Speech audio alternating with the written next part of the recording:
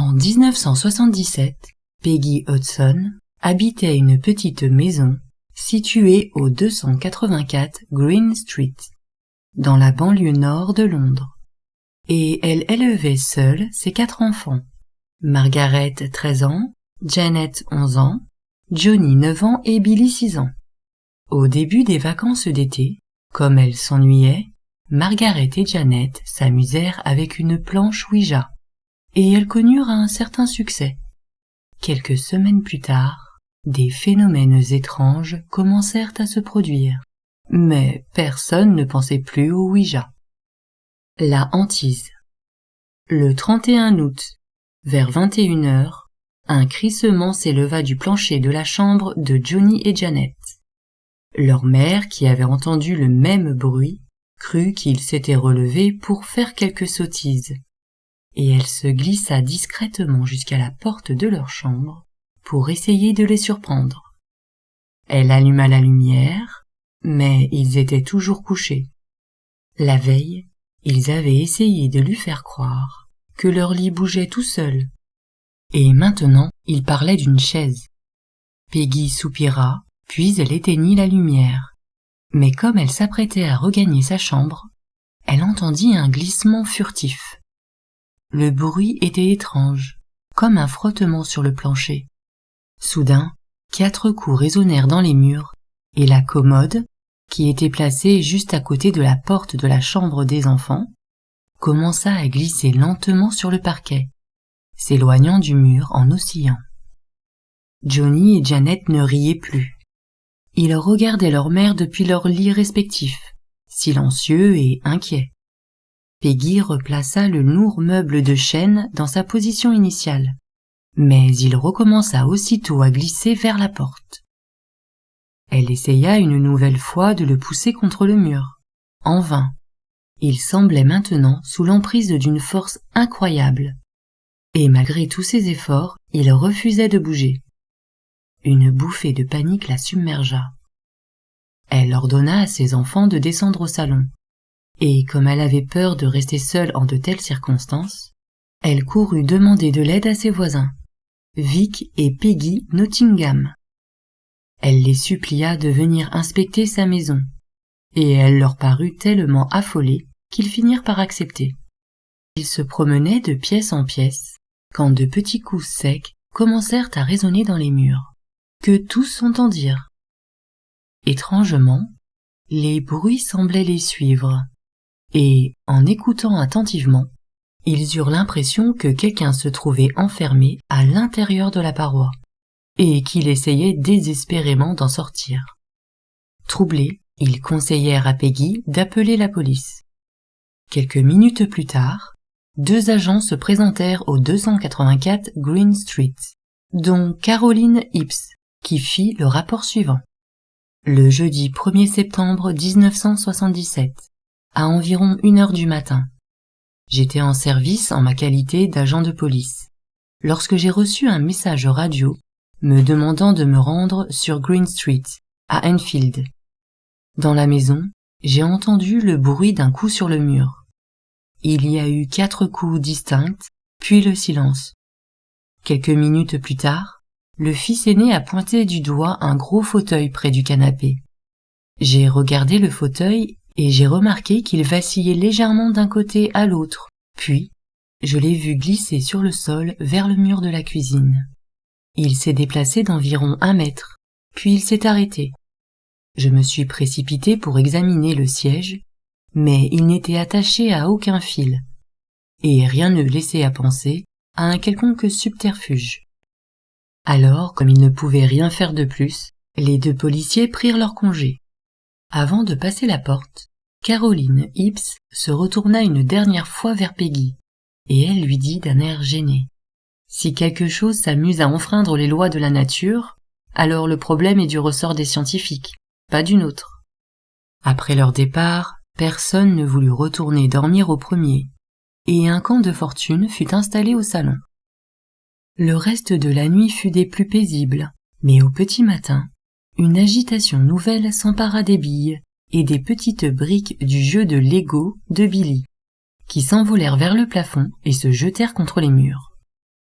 Terrifiée, Peggy courut chercher ses voisins, qui la suivirent jusque chez elle. Mais comme ils rentraient dans la cuisine, soudain, 2 billes les frôlèrent à une vitesse folle. Elles frappèrent la porte de la salle de bain, tout au bout du couloir, puis elles rebondirent sur le sol, où elles s'immobilisèrent enfin. Vic se pencha pour en ramasser une, mais il la relâcha aussitôt. Elle était brûlante. Le dimanche 4 septembre, pensant que les journalistes devaient voir passer beaucoup d'histoires, et qu'ils sauraient probablement la conseiller, Peggy téléphona au Daily Mirror. Au journal, il n'aimait pas les fantômes. Le sujet était même tabou. Mais son témoignage impressionna George Fallow. Le lendemain matin, le journaliste se rendit au domicile de la famille en compagnie du photographe David Thorpe. Les perturbations duraient depuis 6 jours. Peggy et ses enfants dormaient à peine et ils étaient épuisés. Une trentaine de minutes après son arrivée, Monsieur Fallow entendit clairement 4 coups résonner dans les murs. Et, pensant à un poltergeist, il contacta aussitôt la SPR, un groupe spécialisé dans l'étude des phénomènes paranormaux. L'enquête de la SPR. Maurice Grosse avait travaillé comme scientifique durant toute sa vie, mais il était également un homme profondément religieux. L'année précédente, il avait perdu sa fille de 22 ans dans un accident de moto, et les incidents troublants dont il avait été témoin après sa mort l'avaient amené à postuler au sein de la SPR. La première enquête qui lui fut proposée fut celle du poltergeist d'Enfield, et il l'accepta immédiatement. Dès qu'il franchit le seuil de la maison, Monsieur Gross comprit qu'il se passait vraiment quelque chose. Tous les membres de la famille semblaient paniqués. Ils ignoraient ce qu'était un poltergeist, mais ils en donnaient la description exacte. À son arrivée, le salon était des plus paisibles. Mais comme il discutait avec Peggy, des Legos et des billes commencèrent à traverser la pièce en volant. Il se pencha pour les ramasser, et il constata qu'ils étaient chauds, presque brûlants. Avant de partir, il lui demanda de noter chaque incident avec autant de détails que possible, et elle promit de le faire.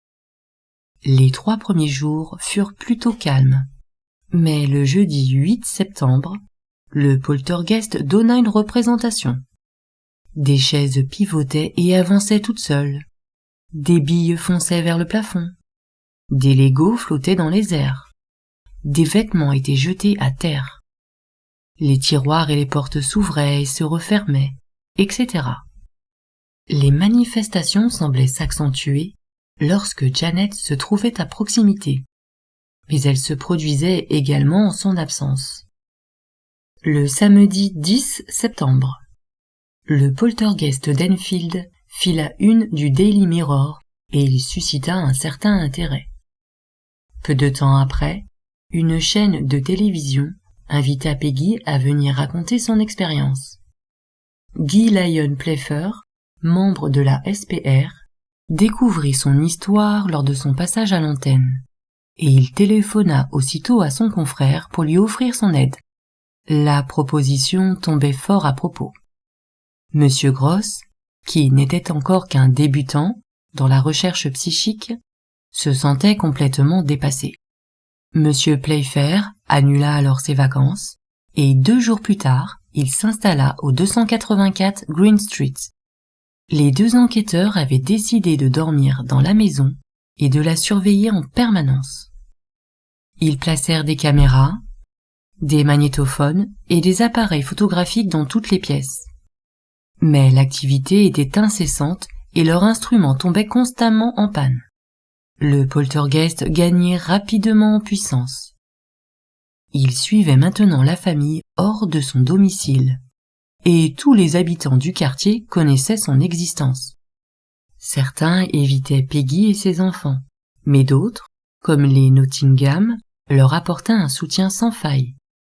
Et ils étaient témoins d'une multitude de phénomènes. Monsieur Gross enregistrait consciencieusement toutes leurs observations. Elles parlaient de présences invisibles, de lumières fluorescentes brûlant furieusement, et d'une vieille dame aux cheveux gris qui se montrait parfois à la fenêtre de la chambre donnant sur la rue. La nuit du 15 octobre, des coups résonnèrent dans les murs pendant près de 4 heures, et se demandant si le poltergeist ne cherchait pas à communiquer, Guy Playfair décida d'inviter une médium à expertiser les lieux. Quelques jours plus tard, Annie Shaw et son mari George organisèrent une séance de spiritisme dans la maison. La médium s'installa sur une chaise au milieu de la salle à manger. Puis elle expliqua à l'assistance que des entités allaient s'exprimer à travers elle, qu'elle risquait d'être quelque peu tapageuse, mais qu'il ne fallait pas en avoir peur. Monsieur Shaw récita ensuite une courte prière, et sa femme se mit à respirer lourdement. Soudain, elle s'écria « Allez-vous-en !» Son rire était grotesque, abject. Visiblement inquiet, Monsieur Shaw décida d'arrêter immédiatement la séance. Il prit un petit miroir dans sa poche, l'amena devant le visage de sa femme, mais se détournant promptement de l'objet, elle lui cracha à la figure. Il lui murmura alors quelques mots à l'oreille, et elle sortit de sa transe. La médium leur expliqua que les manifestations semblaient centrées sur Janet, mais que la maison tout entière était le jouet de plusieurs esprits, lesquels étaient contrôlés par un homme nommé Gozer, un fervent adepte de magie noire. S'ils arrivaient à le chasser, alors toutes les perturbations cesseraient. Avant de partir, le couple opéra une sorte de nettoyage des auras de Peggy et Janet, plaçant leurs mains près de leur tête et les déplaçant le long de leur corps. Après leur visite, la fréquence des manifestations parut se ralentir, mais quelque chose était resté dans la maison, qui continuait à tourmenter Janet. Elle était harcelée en permanence, et son travail scolaire commençait à s'en ressentir. Une nuit, elle se réveilla suffocante. Un vieil homme était assis sur une chaise près de son lit, qui tentait de l'étouffer de sa grande main. 2 semaines plus tard, l'intensité et le nombre des phénomènes étaient revenus à leur niveau initial. Des bruits de coups retentissaient dans tous les coins de la maison, comme si plusieurs esprits frappeurs s'étaient amusés à taper en même temps. Peggy n'en avait encore parlé à personne, mais elle voyait maintenant des objets traverser le plafond. Surtout quand Janet se trouvait à l'étage. Dans la chambre de Billy, un vieux poêle encastré, dont personne ne se servait plus depuis des années, avait été laissé dans un mur. Une nuit, alors que tout le monde dormait, une grille de métal s'arracha du bas du chauffage, et elle se précipita sur le lit de Billy. Elle atterrit sur son oreiller, manquant sa tête de peu. Craignant une tragédie, Guy Playfair et Maurice Grosse décidèrent de le démonter dès le lendemain matin.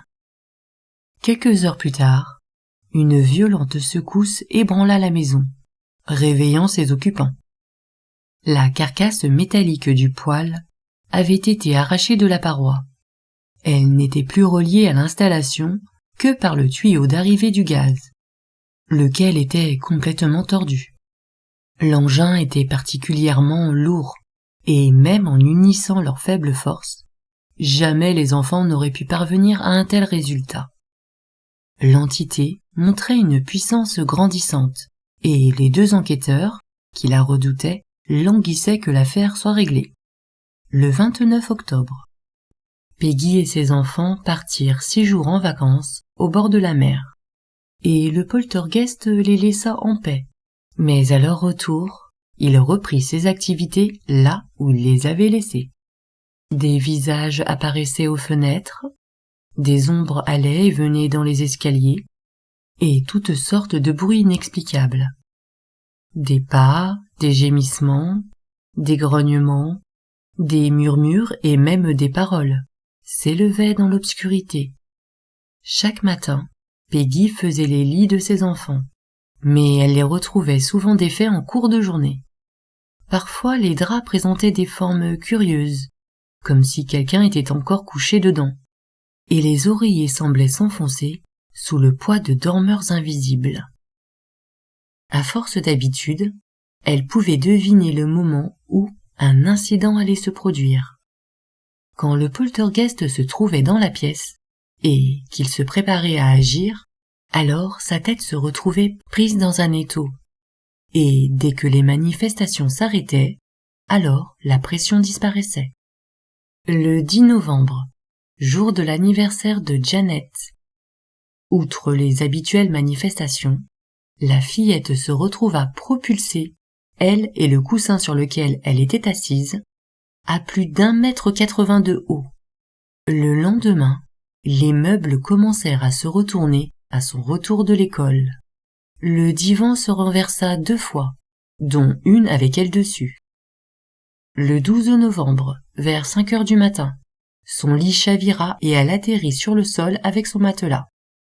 Le même jour, Guy Playfair eut l'idée de déposer un bloc de papier et un crayon dans la cuisine, pour voir si le poltergeist leur laisserait un message. 5 minutes plus tard, Peggy découvrit un petit morceau de papier griffonné posé en évidence sur le réfrigérateur. « Je resterai dans cette maison. Ne lisez ceci à personne d'autre ou vous en subirez les conséquences. » Les enquêteurs remarquèrent immédiatement que le papier ne provenait pas du bloc qu'ils avaient laissé dans la cuisine, mais qu'il avait été arraché à l'un des cahiers d'exercice de Janet. La fillette nia ardemment avoir écrit le message, et sa mère déclara que, même si elle l'avait voulu, elle n'aurait pas pu rentrer dans la cuisine, et le déposer sur le réfrigérateur sans se faire remarquer. En fin d'après-midi, l'ex-mari de Peggy vint lui porter le chèque de sa pension alimentaire, et elle ne put s'empêcher de lui parler de leurs problèmes. Elle lui montra le mot, et comme il s'en allait, soudain elle se souvint de l'avertissement. Elle s'excusa platement auprès du poltergeist, et un petit morceau de papier apparut sur la table, sur lequel il était écrit « Un malentendu, soit, ne recommencez pas. Je sais qui c'était. » Une fois encore, le papier provenait du cahier de Janet, et l'écriture ressemblait à la sienne, mais, curieusement, elle ne se trouvait pas à proximité au moment des faits. Les 2 enquêteurs trouvaient la situation extrêmement préoccupante. Le poltergeist s'acharnait principalement sur Janet, mais des incidents survenaient également en son absence, et ils en avaient conclu qu'il se servait de l'énergie des membres de la famille selon un certain ordre. Janet était son premier choix, puis sa sœur Margaret, et enfin Peggy. Une nuit, des hurlements abominables réveillèrent toute la maison. Janet se contorsionnait sur le lit, le visage tordu par un rictus d'une laideur diabolique. Maurice Grosse se précipita vers elle, et il lui attrapa rapidement les bras pour l'empêcher de se blesser. Elle semblait dans un état second. Elle criait, tentait de le mordre, puis elle se mettait à pleurer comme une petite fille, appelait sa mère en gémissant avant de recommencer à se débattre. Un médecin fut alors demandé en urgence. Après l'avoir rapidement examinée, il la diagnostiqua schizophrène et lui fit une piqûre de Valium. Il repartit sans rien leur conseiller de plus. Peu avant minuit, un bruit épouvantable, comme si un meuble avait été fracassé contre un mur, retentit à l'étage. Janet avait été projetée de son lit, et elle était retombée sur la radio, laquelle était posée sur une petite commode dans un coin de la pièce. Une photo fut prise de la fillette juste avant qu'elle ne soit redescendue du meuble, non sans difficulté. La nuit suivante, Janet fut victime d'une nouvelle crise, mais moins longue. À un certain moment, elle sortit de son lit et commença à divaguer, les bras tendus et les yeux clos. « Où est Gobert ? Il vous tuera, oh mon Dieu !» Au même instant, sa sœur se plaignit que quelqu'un la piquait avec des épingles. dès que les deux filles se retiraient dans leur chambre. Pour des raisons pratiques, elles dormaient maintenant dans la même pièce. Un coup sourd retentissait sur le plancher, et Janet se retrouvait extirpée de son lit. En 2 jours, elle fut projetée sur le plancher une 50aine de fois au moins, parfois accompagnée de Margaret. La chambre était filmée pratiquement en permanence, et malgré tous les soucis techniques, le phénomène fut enregistré à de multiples reprises. Le lendemain, Janet se retrouva en proie à une nouvelle crise, et sa mère décida d'appeler un autre médecin. Il se montra encore plus taciturne que son confrère. Après avoir examiné la fillette, il en conclut à de l'hystérie. En partant, il laissa quelques pilules d'activant à prendre si besoin. Le lendemain matin, dès son réveil, Janet rentra dans une transe plus violente encore. Peggy se précipita chez ses voisins pour leur demander d'appeler une ambulance et de prévenir Maurice Gross, qui s'était absenté de la maison. Conduite à l'hôpital le plus proche, Janet fut examinée par un jeune psychiatre qui fit preuve d'une rare incompétence et ne l'aida en rien. Dès son retour, elle fut victime d'une nouvelle crise. Vers 23 heures, elle finit par s'assoupir, et Monsieur Gross, qui avait veillé sur elle toute la journée, en profita pour descendre au salon. Un quart d'heure plus tard, un coup sourd retentit au plafond. Il remonta aussitôt, mais Janet s'était volatilisée, et l'idée lui vient qu'elle s'était peut-être dématérialisée. Comme il réfléchissait à cette éventualité, il entendit un faible son s'échapper de sous son lit, et, se penchant pour regarder, il aperçut la fillette. Elle gisait, face contre terre, coincée entre le sommier métallique et le sol. Elle était totalement inconsciente. Après avoir aidé sa mère à la recoucher, il commença à redescendre l'escalier, mais il n'était pas arrivé à la moitié que Janet se faisait une nouvelle fois éjecter de son lit. Le même phénomène se répéta 5 minutes plus tard. Puis l'activité sembla se calmer. Monsieur Gross pensait en avoir fini pour la soirée, quand Janet et son matelas furent jetés à terre. 20 minutes plus tard, elle se retrouva projetée dans un coin de la chambre, à plus de 4 mètres de distance. Les enquêteurs de la SPR étaient sérieusement inquiets. Ils avaient essayé les médiums, les médecins et l'hôpital, mais la situation continuait à se dégrader et ils ne savaient plus quoi faire. Peu de temps après, Guy Playfair croisa par hasard Louise et Elsie, 2 amis brésiliens qui se trouvaient à Londres pour une conférence. Il n'aurait pas pensé à faire appel à eux pour un cas de poltergeist, mais il leur parla néanmoins de l'affaire et ils lui proposèrent leur aide. Ce jour-là, Janet faisait une énorme crise. Elle se tordait, rampait sur le plancher de sa chambre et frappait tout ce qu'elle trouvait à sa portée. Louise réussit à la calmer simplement en lui parlant. Quelques heures plus tard, quand ils s'en allèrent, elle dormait paisiblement pour la première fois depuis 1 semaine. Louise pensait que Janet était une médium qui s'ignorait et qu'il fallait l'instruire, car les personnes dotées de telles capacités étaient très rares. Le lendemain matin, après avoir dormi pendant 13 heures, Janet se réveilla en état de transe et elle commença immédiatement à dessiner. Elle réalisa 9 dessins à une vitesse spectaculaire, sans prendre conscience de ce qu'elle faisait. Ils étaient plutôt sordides. Le premier représentait une femme dont le sang s'écoulait par la gorge. Le nom de Watson était écrit en grosses lettres en bas de la page, et des taches de sang maculaient la feuille. Les autres reprenaient les mêmes thèmes. Du sang, la mort et un couteau. Peggy ramassa rapidement toutes ses œuvres et elle les remit à Maurice Gross dès le lendemain. Jamais Janet ne les vit ou ne sut quoi que ce soit à leur propos. Lorsque les enquêteurs interrogèrent Peggy, elle leur apprit que Watson était le nom du couple qui vivait dans cette maison avant eux. Madame Watson avait succombé à une tumeur de la gorge, loin de son domicile, et son mari était mort dans la maison. Au mois de décembre 1977, le poltergeist se déchaîna comme jamais. La chambre des enfants avait été réaménagée.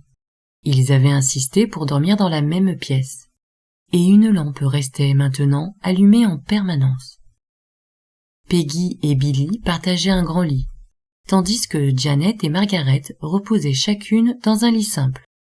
Johnny, qui était en pension, était rarement présent. Un jour, l'imposant double lit se retourna, armature et literie comprises. À une autre occasion, un lourd réfrigérateur décolla du mur en titubant, puis sa porte s'ouvrit brusquement, frappant si brutalement la cuisinière à gaz que sa porte s'en retrouva dégondée et enfoncée. Le réservoir d'eau des toilettes se vidait tout seul, et des pièces de monnaie se matérialisaient dans les airs. Janet et Margaret continuaient à être éjectées de leur lit, parfois 10 fois par nuit. Elles étaient régulièrement secouées. Leurs draps et leurs couvertures leur étaient arrachés, et leur oreiller ne tenait pas en place. Elles se plaignaient d'être pincées, tapées, piquées avec des aiguilles, et leur mère n'était pas épargnée.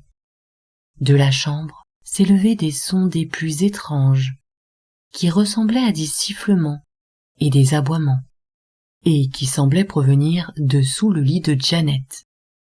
Un après-midi, alors qu'elle se trouvait seule dans la maison, la fillette se retrouva transportée dans les escaliers et violemment poussée à plusieurs reprises. Elle en fut absolument terrifiée. Lors d'une séance d'hypnose, il apparut qu'elle ne mentait pas, mais que son état psychologique permettait probablement aux manifestations de se produire. Sa mère fit alors une demande pour la faire entrer à l'hôpital psychiatrique, sans succès. Peggy n'avait jamais eu l'intention de se servir de son histoire pour en tirer de la publicité ou de l'argent. En téléphonant au Daily Mirror, elle espérait seulement de l'aide.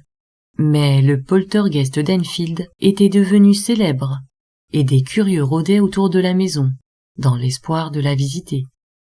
Certains lui proposant même de payer pour y passer la nuit. Depuis leur arrivée, les deux enquêteurs tentaient de rentrer en contact avec l'entité, sans succès. Et puis un soir, Maurice Grosse réussit à obtenir un semblant de dialogue. Au début, la voix acceptait uniquement de parler lorsque la porte était fermée. Elle ressemblait à la voix d'un vieil homme, forte et rude. Il se montrait particulièrement grossier, se contentant d'insulter tout le monde et de nier sa mort. Monsieur Grosse persévéra et, à force d'instances, il commença à recevoir de longues réponses aux questions qu'il s'évertuait à répéter. Le son de la voix émanait de Janet, laquelle ne bougeait jamais les lèvres. Il aurait fallu qu'elle soit une talentueuse ventriloque pour réussir ce tour de force.